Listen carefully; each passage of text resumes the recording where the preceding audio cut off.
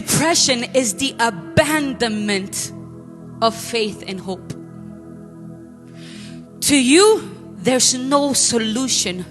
When you're in depression, there's no solution to your problem.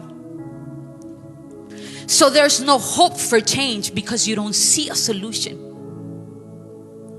The Bible says in Romans 12 that you cannot conform. If you could put it there. The Bible says, do not be conformed. And this is so important for you, even if you're battling with those thoughts.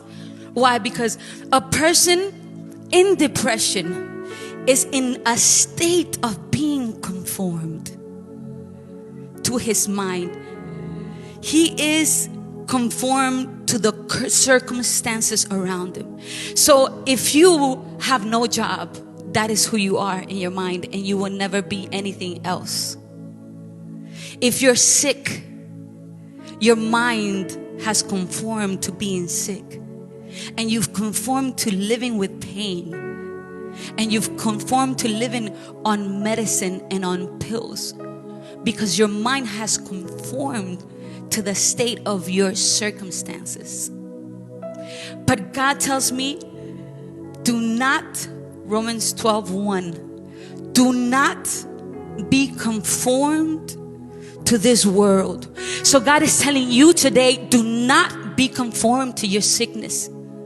Do not be conformed to the fear that you see in the streets.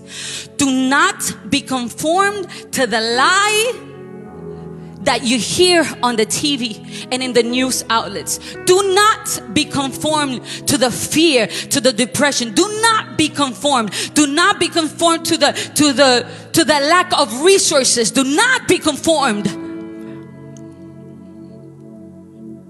to the thought of hopelessness. Don't be conformed to that. Don't be conformed to what you hear and what you see in your surroundings. Do not be conformed. It says transform your mind by the renewing. Be transformed by the renewing of your mind, that you may prove, man, this is so powerful, that you may prove what is the acceptable and perfect will of God.